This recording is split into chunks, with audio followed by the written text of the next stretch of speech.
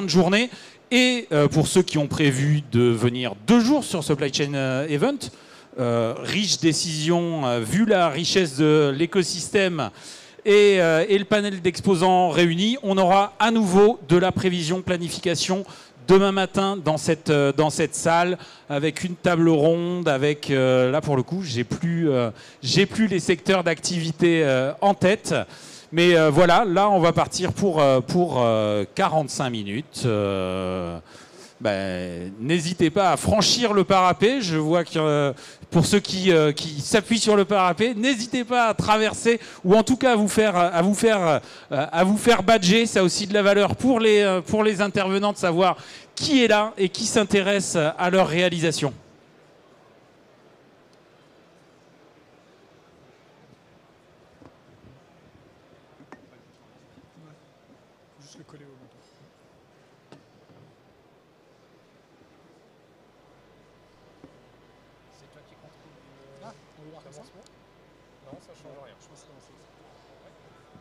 Alors, petit problème technique.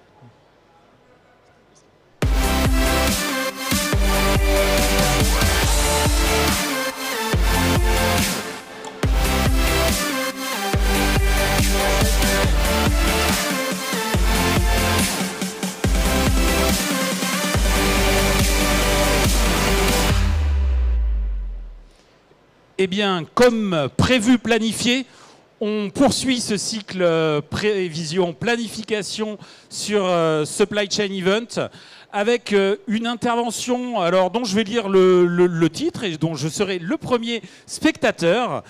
Comment Autodistribution pilote ses approvisionnements avec Slim Stock dans un environnement incertain. Bon, l'environnement incertain, je pense que tout le monde est raccord sur le sujet. Sur le comment on y fait face, il y a forcément des solutions et des perspectives à aller chercher et des façons de s'outiller face à cet environnement. Donc, messieurs, je vais vous laisser la place. Donc, en l'occurrence, Nicolas Pommier, qui est directeur approvisionnement chez Autodistribution ou d'Autodistribution, et Fabrice Feignot, qui est associé chez Slimstock. Messieurs, bonne intervention. Merci à vous.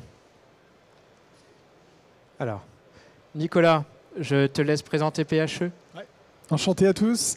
Donc rapidement sur PHE. PHE, on est un spécialiste de la distribution de pièces détachées automobiles. Donc on fait du B2B et du B2C. On fait partie du groupe PHE. Voilà, je vous ai illustré avec les enseignes du groupe. Voilà, connu du grand public, généralement, on a la partie autodistribution et Oscaro pour le B2C.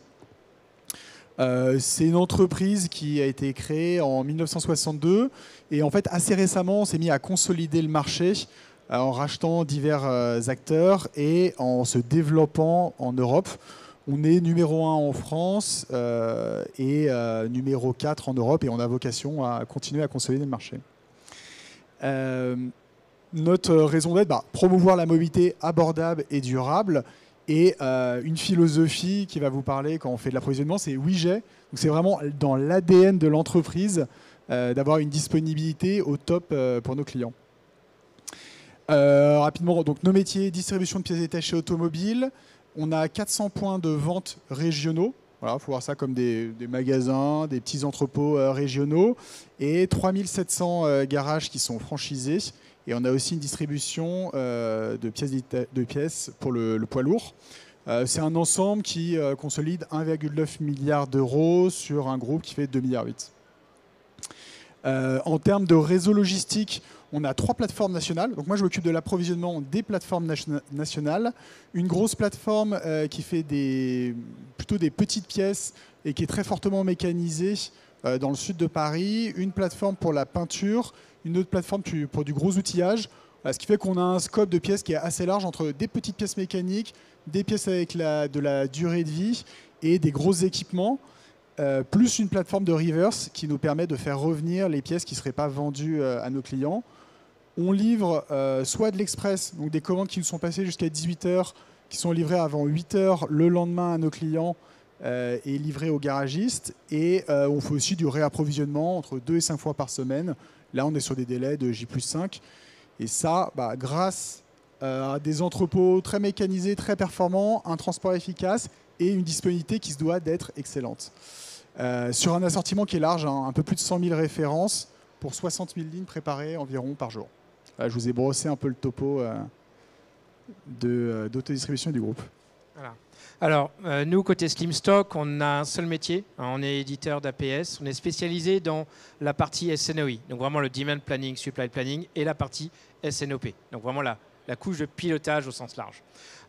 L'idée, c'est qu'on a une expertise particulièrement forte, notamment dans la partie gestion de l'aftermarket auto, de la pièce auto. C'est un métier très particulier. On sait tous qu'il y a beaucoup de fast movers. Il y a également énormément d'erratiques, de slow movers. Donc des spécificités qui font que quand on est confronté à des problématiques comme à traverser autodistribution avec la partie Covid, avec des dégradations des délais de livraison des fournisseurs, eh bien l'approvisionnement devient beaucoup plus complexe. Donc toute l'idée aujourd'hui, c'est de partager ce retour d'expérience de Nicolas sur justement la manière dont ils ont pu traverser tout ça et ce que ça leur a apporté, ce que ça leur apporte au quotidien. Hein. L'expertise Slimstock, gardez en tête que voilà, on gère du volume. Il y a un peu plus de 1500 clients qui sont implémentés dans le monde entier et c'est justement ça qu'on est capable d'apporter. Alors, Nicolas, peut-être commencer par le commencement. Comment s'est faite la mise en œuvre de Slim 4, hein, l'outil, au sein de Logistéo, s'il te plaît? Ouais, donc Slim 4, nous on l'a mis en place fin 2019. Ça s'est fait en à peu près 6 mois. Et on a vraiment commencé à l'utiliser novembre-décembre 2019. Notre objectif quand on a mis en place Slimstock, c'était pas forcément de maximiser la disponibilité, parce qu'on avait déjà une bonne disponibilité. Bon, après, on n'était pas contre quelques points de dispo en plus. Mais comme beaucoup d'entreprises, on avait un ERP, on faisait nos calculs dans du Excel. Hein, voilà. On travaillait avec de la bonne moyennite. Et voilà, on savait que ça avait ses limites. Première limite, chacun avait un peu sa tambouille. Pas d'uniformisation de processus. Chacun avait son petit fichier Excel customisé comme il voulait.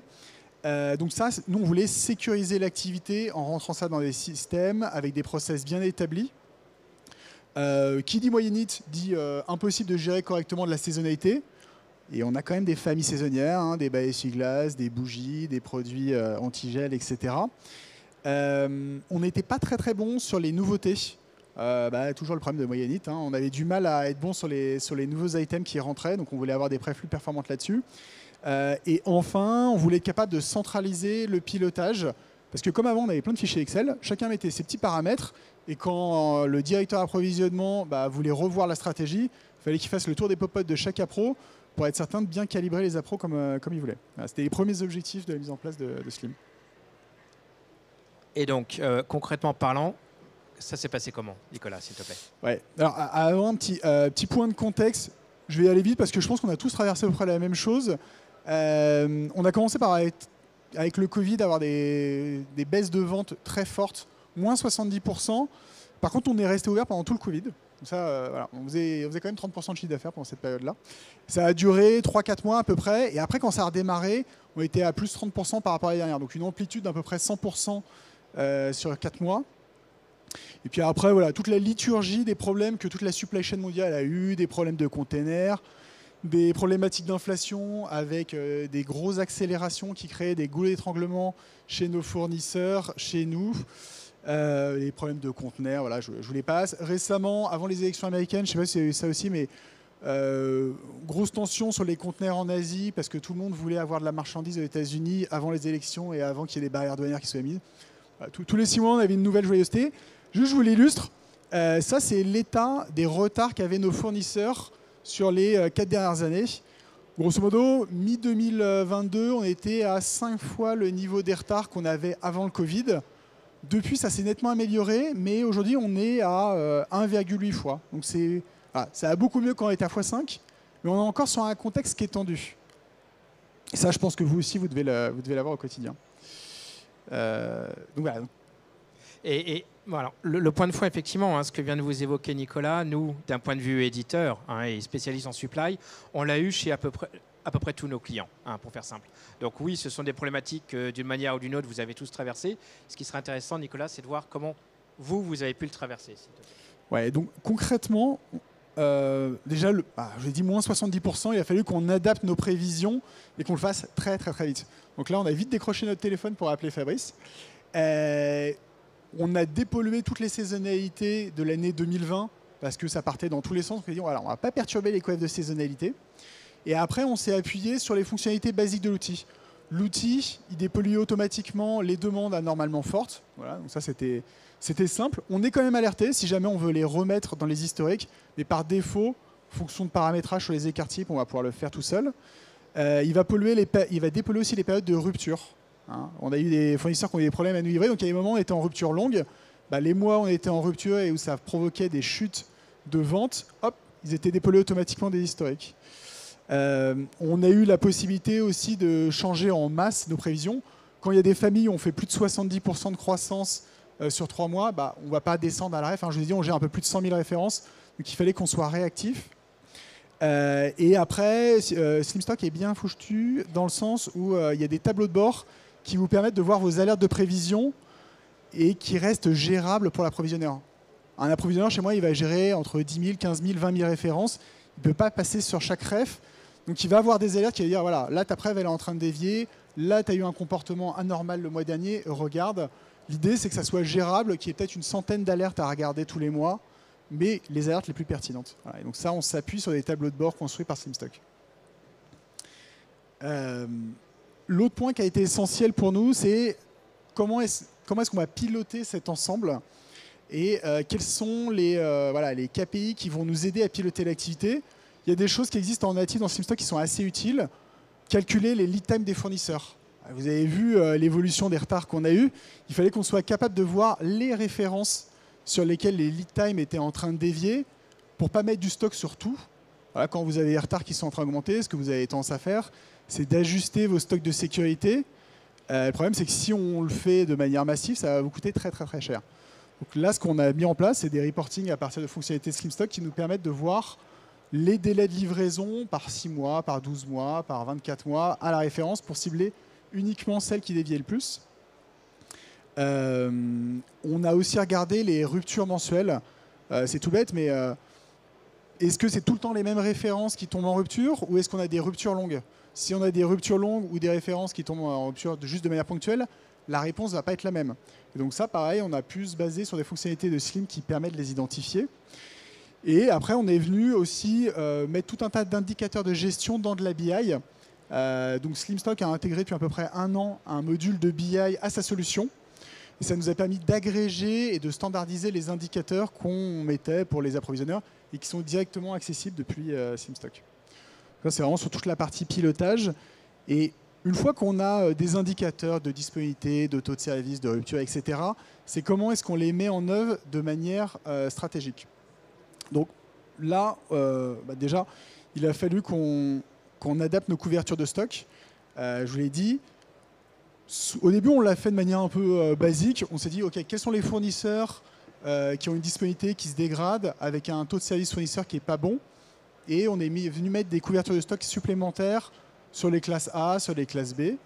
Puis après, on s'est dit, OK, mais ça nous coûte cher, il faut qu'on soit un peu plus fin. J'avais des fournisseurs qui étaient excellents sur certaines familles de produits, mais moins bonnes sur d'autres. Donc on est venu mettre du stock que sur certaines familles de produits chez certains fournisseurs.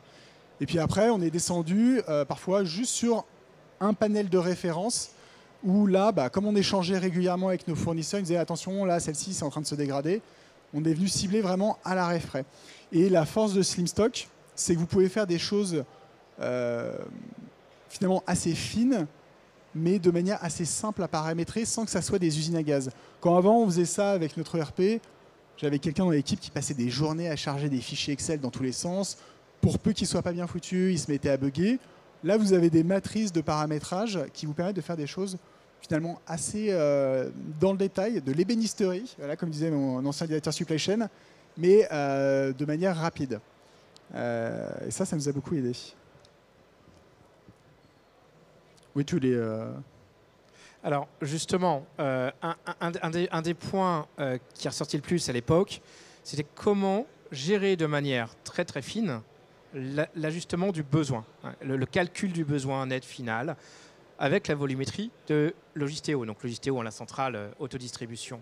Quand vous avez 100 000 références, la problématique c'est de faire de la masse, vous le savez tous, mais également d'avoir une approche très chirurgicale. Vous ne pouvez pas avoir des paramétrages globaux qui viennent s'appliquer en cascade, à la fois sur des runners, sur des slow movers, des erratiques. Ça ne peut pas fonctionner. Et Nicolas, justement, comment est-ce que tu as réussi à descendre dans cette finesse, s'il te plaît? Voilà, c'est ce que je décrivais tout à l'heure, c'est vraiment cette possibilité de faire des paramétrages aux fournisseurs, à la famille, voire à la référence, en créant des sélections et des paramétrages finalement qui sont assez rapides à mettre en place.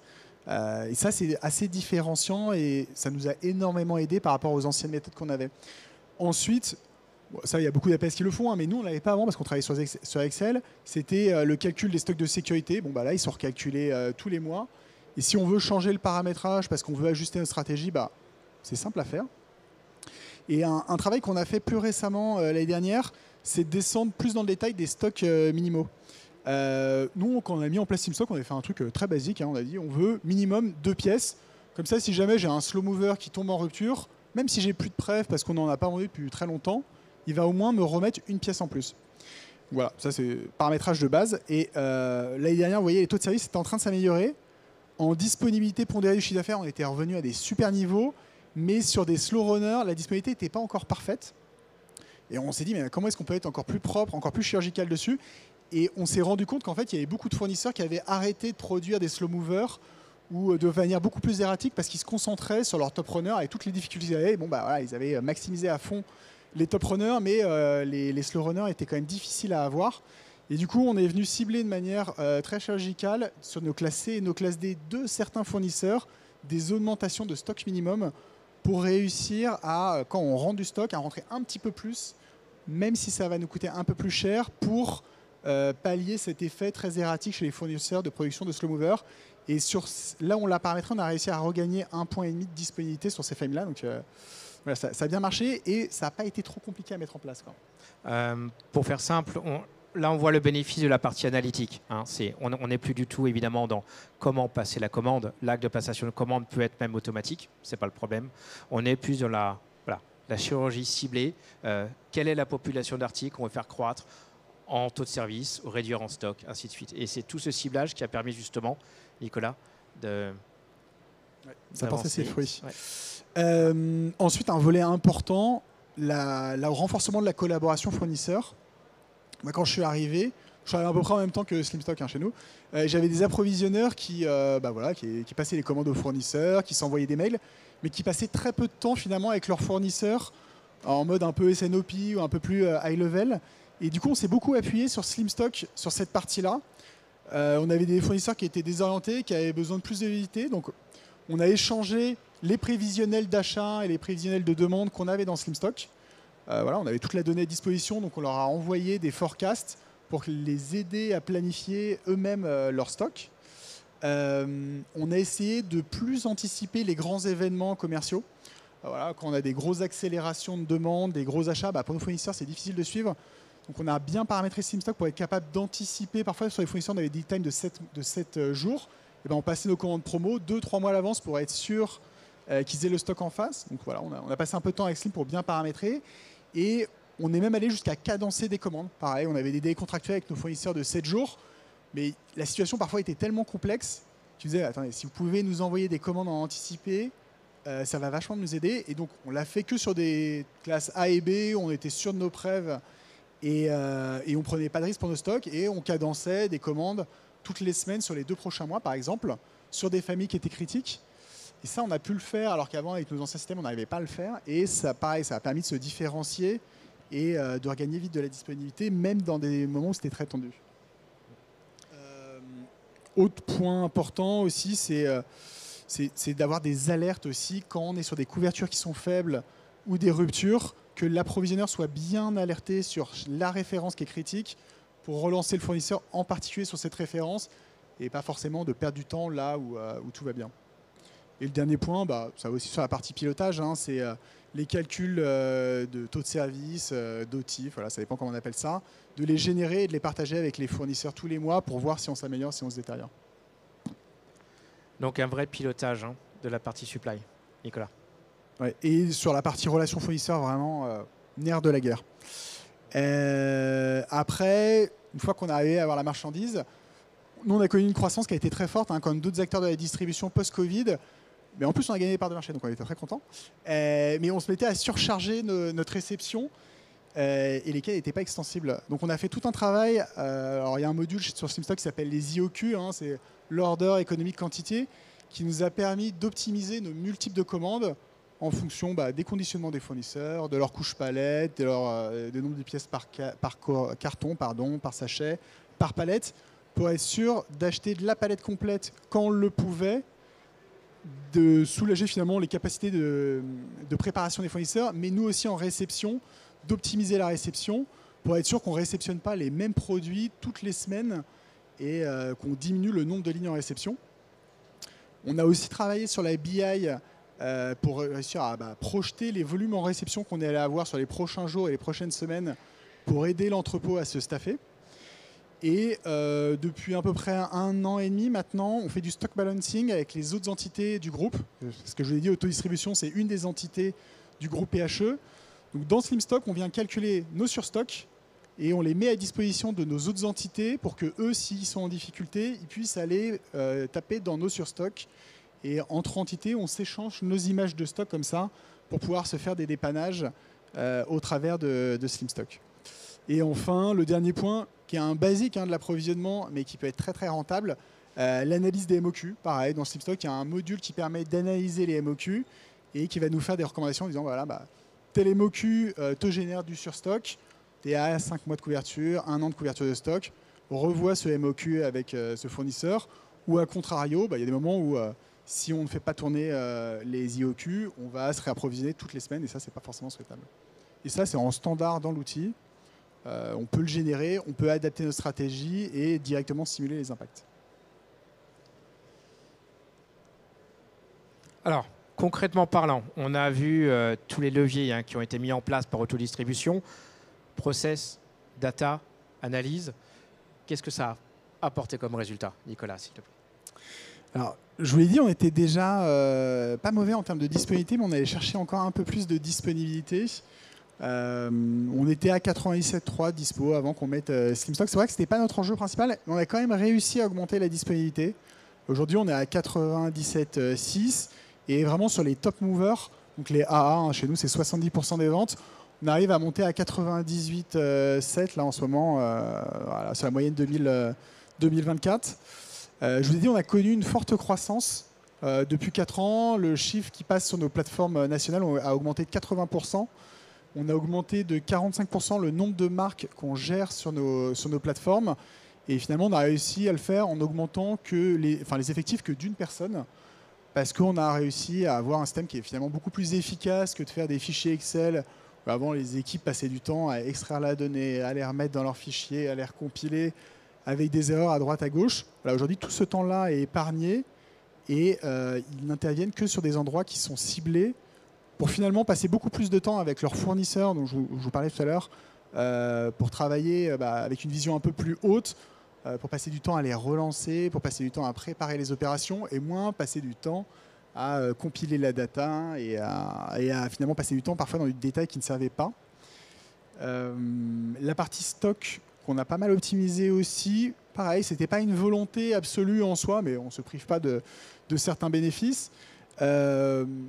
On est dans une entreprise, on a la chance de se dire, ok, le stock, on peut le financer et comme la disponibilité, c'est vraiment la priorité absolue pour nos clients, s'il faut mettre du stock, on le fera. Par contre, mettons-le au bon endroit. Le résultat après 4 ans de Slim, c'est qu'aujourd'hui, on est à 2,9 mois de couverture de stock. Vous voyez, on a quand même des stocks qui sont assez conséquents. Avant, on était à 3,3, donc on les a un peu baissés. Ce que je n'ai pas mis dedans, c'est qu'on a quand même augmenté notre assortiment de notre marque propre. On a une MDD, et là, on est sur des items qui sont beaucoup plus longs. Donc, normalement, les items plus longs, ça fait plus de stock. Donc, même dans ce contexte-là, on a réussi à baisser nos stocks. Et le contexte fournisseur que j'ai évoqué tout à l'heure, actuellement, on a quand même 83% de retard de plus qu'avant le Covid. Voilà, on a réussi à avoir plus de dispo, meilleure couverture, même si l'environnement fournisseur reste tendu. Donc voilà, on est très satisfait des résultats. On sait qu'on peut encore aller chercher de la perf. Mais voilà, après 4 ans, c'est quand même, il y a eu des belles victoires. Merci beaucoup, Nicolas, en tout cas sur la partie retour d'expérience, sur la partie résultats obtenus. Moi, j'ai une... voilà, si ça veut bien passer. Le principe, c'est qu'on a accompagné autodistribution tout du long. Hein. Quand on a mis en place le logiciel, on l'a mis en place au départ dans son pur standard, j'allais dire. Et on est allé en amélioration continue, c'est un point qui n'est pas négligeable.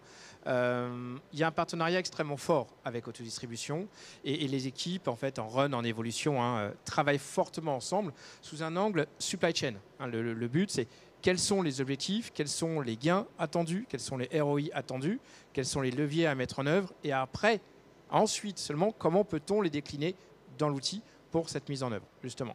Donc on a toute une partie de chantier en cours. Nicolas, si tu veux bien les... Ouais, tout à fait. Alors c'est pour ça que je disais, on a encore des gains à les capter. Puis c'est pas, voilà, c'est pas vous mettez en place l'outil, 6 mois plus tard, le monde est merveilleux, tout fonctionne bien. Alors vous allez déjà avoir plein de changements au bout de 6 mois. Hein. Mais c'est vraiment c'est de l'amélioration continue, de l'incrémental. Au début, on a commencé par des choses finalement assez basiques, mais qui permettaient d'avoir des gros gains. Voilà, je vous ai parlé par exemple de l'optimisation des IOQ, ça c'est hyper performant. L'optimisation des MOQ, pareil, tout de suite vous allez avoir un impact sur vos stocks et vos réceptions. Et puis après, au fur et à mesure, on allait chercher des choses qui sont plus du fine-tuning, mais qui peuvent avoir quand même un gros impact sur la disponibilité. Aujourd'hui, je vous disais, on fait du stock balancing entre nos entités. Donc on envoie nos images de stock d'une entité à une autre pour aller piocher dans les surstocks. Là, ce qu'on est en train de faire maintenant avec les équipes de Fabrice, c'est vraiment d'automatiser le calcul pour finalement que le matin, quand les approvisionneurs arrivent, tout le stock balancing entre les autres entités du groupe soit fait en automatique et que l'approvisionneur passe du temps sur les commandes qu'il va faire à son fournisseur. Parce que là, on n'est pas sur des petites commandes, on est sur des millions d'euros passés tous les jours. Mais au moins, toute cette partie qui pouvait polluer, où il y a zéro risque, où c'est juste du stock balancing entre les entités, celui-là, on veut qu'il soit complètement automatisé. Donc on a fait la première phase, calculer sur stock, échanger les images de stock. Maintenant, c'est l'automatisation complète du calcul. Un autre chantier, alors là, c'est très dans les buzzwords du salon, hein, c'est le machine learning. Donc, Fabrice en parlera mieux que moi, mais il y a des couches de machine learning, il y a des couches d'IA dans SlimStock. Nous, on commence avec un premier chantier. Je crois que c'est la première brique sur laquelle est allé Slim, même s'il y a une roadmap qui est très complète. C'est la dépollution des commandes clients. En gros, le fonctionnement basique de SlimStock jusqu'à présent, c'était de dire, bah voilà, sur cette référence, sur le mois de septembre, la demande était, j'en sais rien, 80% supérieure à la demande moyenne. C'est anormalement élevé, on va exclure le mois des historiques, comme ça on écrète le pic. Ce que SlimStock se dit, bah, y a quand même des choses un peu plus malines à faire. On va aller regarder vraiment les commandes client, par type de commande. On va identifier des patterns de commandes de chacun des clients sur chacune des références et on va aller dépolluer transaction par transaction, commande par commande. Comme ça, ça permet d'être beaucoup plus fin que d'exclure tout un mois en entier sur une référence. Donc là, c'est un chantier qu'on a lancé. Pour l'instant, on laisse SlimStock mouliner les calculs. Tous les soirs, ça travaille pour identifier les patterns et on est en train de regarder les résultats et de calibrer la sensibilité qu'on veut donner au modèle voilà, pour arriver à un résultat qui vienne améliorer le forecast accuracy et en toute sérénité. Donc, on n'a pas d'urgence à le mettre en place, mais par contre, on sait que ça va nous apporter de la performance. Donc, on prend le temps de bien le faire. Mais il faut qu'on le déploie parce que comme on sait que SlimStock a plein d'autres choses dans le pipe en termes d'IA, voilà, on commence par cette première brique. Alors effectivement, je me permets Nicolas, en complément, la problématique de l'IA, hein, du machine learning, ne l'oubliez pas, mais je pense que vous le savez tous, c'est le master data. Voilà. Il faut avoir des données de base fiables. Donc j'enfonce une porte ouverte, quelque chose qui est, j'allais dire, pas du ressort du logiciel, mais en fait le logiciel va l'utiliser. Hein, on a de l'ADN néerlandais, hein, on a été créé il y a 30 ans aux Pays-Bas. Mes amis néerlandais disent tout le temps « garbage in, garbage out ». Donc je me permets de le souligner. Le machine learning, c'est bien. Encore faut-il avoir de la data de qualité et de la data en quantité suffisante. Donc, ne mettez pas du machine learning, de l'IA, sur de l'erratique pure qui sort une fois tous les 2 ou 3 ans. Ça peut être problématique. En revanche, sur les fast movers, là, effectivement, ça prend tout son sens. Donc, c'est tout ce qu'on est en train de caler en ce moment, avec la prise en compte de la variabilité des changements de commandes, des changements de comportement des clients. C'est un point très important.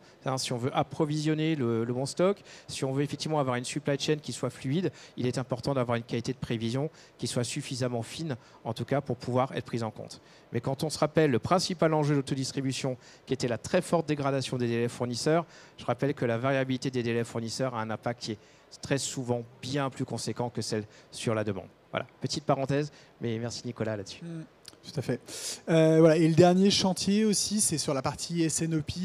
Il y a des modules, il y a un module SNOP qui est intégré à Slimstock. Pour l'instant, on est dans la phase d'étude. On fait du SNOP, mais en interne, comme beaucoup d'entreprises, en mode Excel. Voilà, on croise nos données. Bon, ça fonctionne, hein. Mais dès qu'on veut changer nos scénarios, dès qu'on veut mettre des hypothèses, des simulations, voilà, on trouve des limites.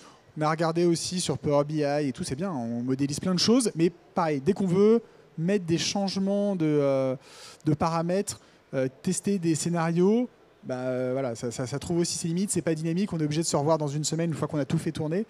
Donc voilà, on est en train de regarder avec Slimstock comment on peut intégrer leur module pour que ça corresponde bien au process métier qu'on a chez nous. Parce que comme beaucoup d'entreprises, on a des capacités logistiques qui sont finies, avec des croissances parfois qui sont plus rapides que ce qu'on voudrait. Donc, enfin, que ce qu'on voudrait, non, on aurait toujours une croissance qui soit plus rapide, mais avec des croissances qui parfois ne sont pas forcément aussi bien forecastées. Et comme on a des entrepôts qui sont fortement mécanisés, nous, quand on a des accélérations, on aurait dû les prévoir 2-3 ans à l'avance, hein, parce que les investissements de méca, c'est 2-3 ans avant.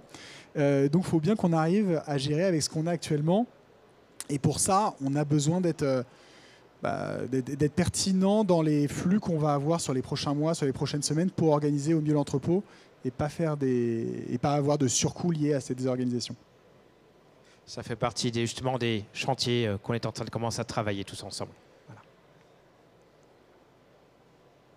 Alors, si on prend une casquette un peu plus, vraiment une grosse prise de recul, en termes de conseils, quelles sont les recommandations, Nicolas, que tu ferais à l'ensemble des participants à la conférence, s'il te plaît, pour réussir non seulement la mise en œuvre de l'outil, mais surtout avoir une amélioration continue qui soit porteuse de résultats? Surtout qu'on fait pas mal de déploiements avec Slimstock, parce que je vous ai dit, moi je m'occupe de la partie autodistribution, mais je coordonne aussi dans le groupe PHE, et dans le groupe PHE on est en train de déployer. On a déjà 4 entités qui sont sur Slimstock et on déploie des nouvelles entités au fur et à mesure. Donc là on en termine 2 cette année. Donc on a un petit peu de recul. Le premier point, ça paraît une évidence, hein, mais c'est l'équipe projet qui va être mise en place. Voilà, il faut avoir des gens qui connaissent le fonctionnement de l'entreprise, qui connaissent bien les datas, pour être capable de challenger les données qu'on va mettre dans Slimstock, les bonnes règles à mettre en place, qui vont être capables de resetter aussi derrière, hein, hyper important, en connaissant bien les données qui sont mises dans l'outil. Et ça, c'est aussi vrai sur la partie métier approvisionneur que sur la partie IT. Il faut être sûr d'avoir des gens côté IT qui sont dédiés au projet, ou en tout cas qui ont une grosse bande passante sur le projet pour pouvoir aller vite.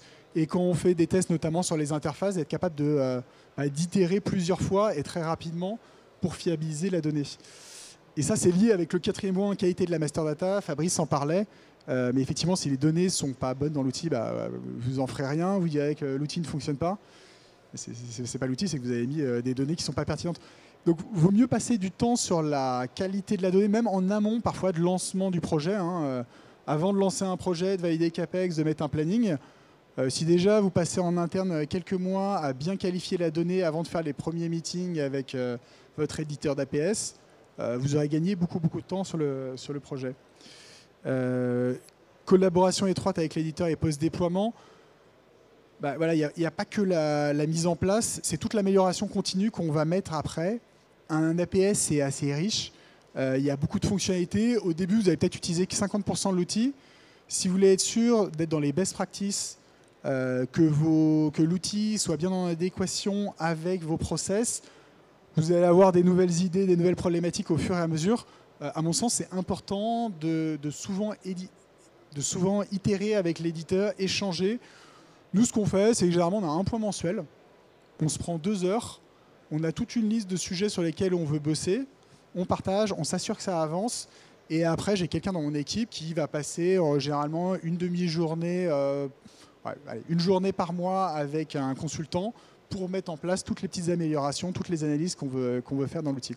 Il faut dédier de la bande passante, à mon sens, dessus.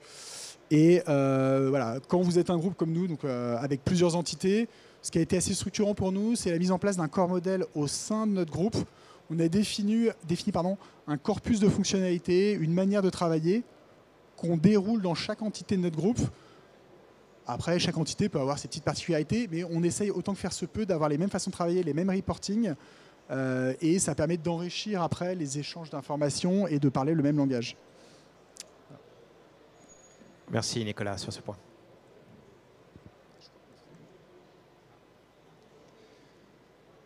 Merci. Et je reviens dans le cadre. Merci messieurs pour ce témoignage.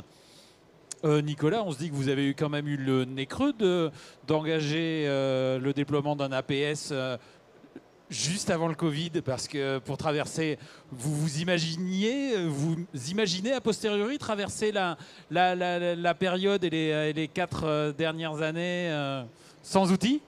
Alors, j'avoue que c'est pas moi qui ai le nez creux parce que ça a été mis en place juste avant que j'arrive. Moi, je suis arrivé sur la phase de finalisation du déploiement. Puis après, j'en ai déployé d'autres.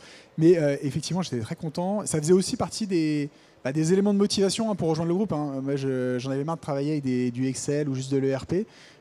Et ça m'a aussi convaincu de rejoindre le groupe Autodistribution parce qu'ils investissaient dans leur métier d'approvisionnement et parce qu'on allait travailler avec un APS. Et donc, effectivement, pour vous répondre, ça a énormément simplifié le pilotage de l'activité.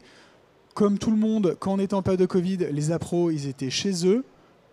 Pour piloter en transverse, pour adapter la stratégie et être sûr qu'elle soit déployée et mise en place par tout le monde, le fait que moi je puisse centraliser les paramétrages et parler le même langage avec mes appros, voir ce qui se passait sur leur périmètre, si je veux, je peux me mettre à la place d'un appro et voir exactement ce qu'il voit, c'était énorme. Peut-être une petite question dans la salle. Je vois qu'il y en a une là. Attendez, je viens jusqu'à vous. Oui, bonjour, merci pour l'intervention. Une question, est-ce que la mise en place de l'outil a fait évoluer le rôle? Est-ce que vous êtes même posé la question de séparer le rôle sur tout ce qui est demande et appro, ou c'est que vous en êtes là-dessus? Non, mais très bonne question. Alors, on n'a pas séparé le rôle. Nous, on est dans un poste où l'approvisionneur, effectivement, il va de la prév, passation de commande, le suivi des commandes. Il peut intervenir sur les litiges, mais plus à la marge. Moi, j'ai préféré garder ça parce que je préfère avoir un poste assez complet. Ça motive aussi les personnes qui nous rejoignent parce qu'elles ne sont pas que sur de la passation de commande et suivi. Elles ont de la partie analytique. Par contre, pour répondre à votre question, là où ça a changé le poste, c'est que finalement, l'approvisionneur passe du temps sur du qualitatif. Il perd plus son temps à faire des fichiers Excel ou à paramétrer de manière complexe un ERP. Il se concentre sur l'analyse de la prév et la relation fournisseur. Il va passer beaucoup de temps avec son fournisseur. Et ça a été très structurant. Parce qu'avant, il passait la moitié de son temps à bidouiller des fichiers Excel dans tous les sens. Donc, on a une autre question de la salle. Bonjour. Je voulais savoir, c'est quel ERP que vous utilisez chez Autodistribution? Alors, on utilise M3 d'Infor. On est en train de le faire évoluer actuellement pour se mettre sur les dernières versions. Mais à mon sens, peu importe le ERP avec lequel vous bossez, Slimstock fonctionnera pas. Ouais, c'était une question, du coup, c'était la question qui arrivait après, c'est savoir si Slimstock se greffait sur tous les ERP, s'il y avait des connecteurs déjà préétablis. Alors, tout type de SI, techniquement parlant, c'est pas un souci. On a des connecteurs avec certains grands standards du marché. Maintenant, je pense que les personnes qui ont déjà mené des implémentations savent que le même ERP n'est jamais configuré deux fois de la même manière. C'est la vraie vie. Donc, il y a toujours des petits ajustements de paramétrage. Mais où il y a des connecteurs sur les grands standards, le reste, on le fait en ad hoc et ça marche très bien. Peut-être une autre question. Moi, je vais en glisser une. Tout à l'heure, vous nous avez montré cette courbe impressionnante des retards fournisseurs avec un pic jusqu'à x5. Et je crois que vous avez dit aujourd'hui, on est encore fois 1,8, c'est ça? J'imagine que l'enjeu, c'était de ne pas avoir la même courbe pour vos stocks. Oui, tout à fait. Et en fait, j'ai passé un peu de temps sur le paramétrage des couvertures de stock. C'est là où ça a été très utile d'avoir SlimStock. C'est qu'en fait, au fur et à mesure de la dégradation des taux de service des fournisseurs, il fallait qu'on soit capable de monter nos couvertures de stock ciblées de manière incrémentale et au bon endroit. Et à contrario, quand les taux de service se sont améliorés, si j'avais rien fait, j'aurais pris 40 millions d'euros de stock dans la figure. Et donc pareil, il fallait que je les retouche. Et finalement, j'adapte les couvertures de stock pratiquement à la semaine. Toutes les semaines, je regarde les indicateurs disponibilité, couverture de stock, taux de service fournisseur sur chaque grand fournisseur par famille de produits et je l'adapte au fur et à mesure. Et la force, et c'est vrai que j'étais très content d'avoir SlimStock, c'est qu'on peut le faire facilement dans SlimStock sans que ça soit des usines à gaz. Alors, vous avez des matrices très simples à paramétrer et de manière souple qui ont permis de faire évoluer ces paramétrages à la semaine, quoi. Merci. J'ai une autre petite question. Vous évoquiez, dans les projets plutôt en cours d'ailleurs, une vision des stocks partagés au sein de PHE. Si j'ai bien compris, le choix de SlimStock, du moins les autres entités du groupe, sont aussi équipées SlimStock. Et du coup, il y a aussi des références que vous avez en commun. C'est bien là-dessus qu'il y a des... Ouais, tout à fait. En fait, on a aussi été sur SlimStock parce qu'on avait d'autres entités qui étaient déjà chez SlimStock et qui nous avaient fait un bon tour d'expérience. Donc c'est pour ça que l'Autodistribution a choisi de se mettre sur SlimStock. Et au fur et à mesure, donc vous avez vu, on est dans un groupe où on consolide d'autres entreprises. On est en train de leur mettre en place SlimStock au fur et à mesure. On le fait au rythme qu'ils ont envie d'avoir. Mais effectivement, on a des références qui sont en commun. Aujourd'hui, on a des instances séparées de SlimStock. Voilà, c'est parce que c'est l'historique.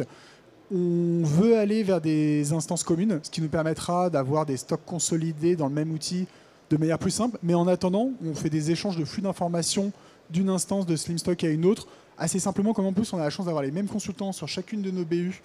Ils savent de quoi on parle et on fait des évolutions assez rapides, quoi. Principe d'un corps modèle, tout simplement.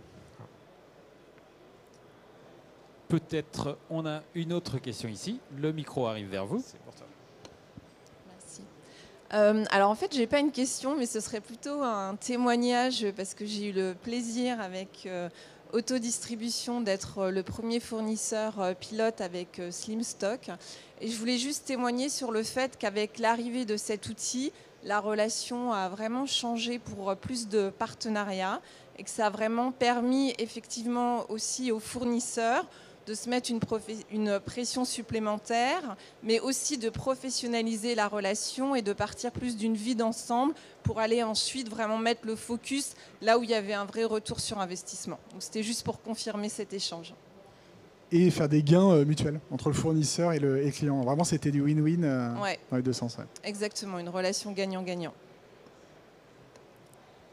Ah, ben, alors il nous reste plus beaucoup de questions. Allez-y, mais j'ai noté qu'il y en avait une aussi là-bas. Bonjour. Alors moi, vous avez parlé tout à l'heure de la qualité des master data et merci de le préciser parce que c'est vrai que c'est hyper important. Est-ce que vous l'avez fait parce que vous en parliez dans les facteurs clés. Est-ce que vous avez pris ce temps-là et quelle charge ça a représenté de cleaner toutes les datas en vue de la mise en place de SlimStock? Alors, moi, j'étais pas là au moment où ils l'ont fait, mais de mémoire, c'était, je crois qu'ils ont passé, je pense, un bon mois de bien scoper tous les flux pour être sûr de prendre les bons flux. Donc, il y a cette phase-là amont, ce qu'ils appellent chez SlimStock un blueprint, où on va essayer de bien cartographier le fonctionnement de l'entreprise et les bons flux. Et après, il y a la partie recette. Généralement, pareil, on va passer un mois dessus. Après, ça dépend des vitesses d'exécution. Mais nous, on attachait beaucoup d'importance à ça. Ouais, je pense qu'en tout, c'était à peu près 2 mois vraiment sur la qualité de la donnée. Mais Fabrice, toi, tu as plus de recul que moi dessus. Alors, c'est un point qu'on retrouve régulièrement chez globalement tous les clients, quel que soit le métier. Retail, grande distribution, production, négoce, on aura la même problématique. Donc, plus la base produit est large, plus souvent, il y a des problématiques. Donc, évidemment, les historiques, plus ils sont accessibles, mieux c'est. Ça, c'est souvent lié à l'ERP, mécaniquement. Mais ce que vous pouvez déjà travailler en amont de phase, et en fin de compte, c'est un fil rouge. C'est de l'amélioration continue, de la même manière que tout ce qu'on a vu. Les MOQ fournisseurs, les délais, notamment. Voilà. Tout ça, ce sont des choses qui doivent être travaillées en permanence et doivent être justes. Voilà. Un MOQ, c'est 1 ou c'est 100. C'est pas entre les deux. C'est pas une espèce de quantité économique de commandes héritée du passé où on s'est dit bah, je vais commander pour 2 mois. Voilà, sur la base de je ne sais quelle prévision qui a été figée il y a 2 ans, par exemple. Voilà. Donc, ce n'est pas un point bloquant techniquement au démarrage. C'est ce qu'il faut garder en tête. En revanche, c'est un axe d'optimisation extrêmement fort lors de la mise en œuvre. Et après, ça doit être un fil rouge. On avait une autre question là-bas. C'est pour la fournisseur de autodistribution et pour la relation entre les appros et les fournisseurs. Quelle était votre relation au début, avant le projet, votre relation après, les gains que vous avez effectués côté fournisseur et comment vous avez fait pour décider que c'était vous le fournisseur et comment vous avez aussi pour autodistribution, entre guillemets, démarcher vos fournisseurs parce que vous en avez tellement qu'au final, vous ne pouvez pas le faire pour tous. En gros, schématiquement, avant l'approvisionneur, sa relation fournisseur, c'était beaucoup avec l'ADV. Il envoyait ses commandes, il faisait du suivi de commandes en s'assurant qu'on soit livré. Voilà, c'était un peu basique. Il y avait quelques fournisseurs où vous avez démarré une collaboration plus étroite, mais c'était assez mince. Ce qu'on a voulu faire, c'est vraiment des revues de performance avec les fournisseurs. Donc pour ça, ça veut dire qu'il faut produire de la data. Et donc ça, on s'est beaucoup appuyé sur la BI de Slim pour ça. Et moi, je pense que 25% du temps de mes appros, c'est animer des revues de perf avec les fournisseurs. Donc ils ne le font pas avec tous leurs fournisseurs. Mais un approvisionneur qui gère une vingtaine de fournisseurs, il va prendre son top 5 fournisseurs. Tous les mois, il va faire une revue de perf avec lui. La disponibilité, le taux de service, les couvertures de stock, les futurs grands événements commerciaux, la qualité du forecast. Est-ce qu'on a des MOQ qui sont optimisés? Enfin, bref, il y a toute une liturgie de sujets qui peuvent être abordés. Et sur le gagnant-gagnant entre le fournisseur et finalement le client que nous sommes, il est sur plein d'angles. Si vous avez une bonne disponibilité, est-ce que vous collaborez plus? Vous allez mieux vendre. Si vous optimisez les MOQ et les IOQ de commande, vous allez commander plus à la palette complète, par exemple. Donc pour le fournisseur, ça va améliorer ses coûts de préparation, mais ça va aussi améliorer ses lead time, parce qu'il sera beaucoup plus rapide à préparer la palette qu'à préparer la pièce. Et vous, en réception, vous allez faire beaucoup moins de tri, beaucoup moins de lignes de réception, vous allez optimiser vos stockages. Voilà, il y a plein de... Et après, on peut décliner ça sur beaucoup de problématiques. Sur l'optimisation des promotions, voilà, la promotion elle va mieux marcher si vous la planifiez en avance. Il y a beaucoup de choses. Mais voilà, pour conclure, Slim, ça a permis de professionnaliser l'approvisionneur qui passe moins de temps finalement sur de la qualité de données et à trifouiller des fichiers Excel et plus de temps sur du qualitatif, du stratégique avec le fournisseur. Merci. En tout cas, cette plus-value d'un APS dans le cadre et dans l'approfondissement de la relation fournisseur, ça suscite à la fois de la satisfaction et de la curiosité. Mais la curiosité, ça sera à voir sur le stand de Slimstock parce que, merci, on arrive au bout de cette intervention. Je vous remercie tous les deux pour la qualité et la précision de ce retour d'expérience, notamment en termes de chiffres de progression et autres. Et merci encore. Merci à tous. Et rendez-vous avec plaisir au stand C32 pour ceux qui le souhaitent. Merci.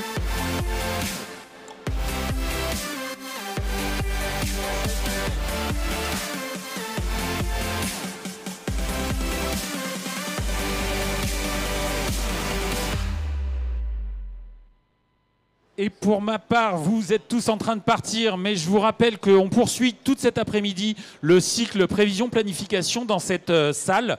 Là, ça sera plus lisible en termes horaires. 14,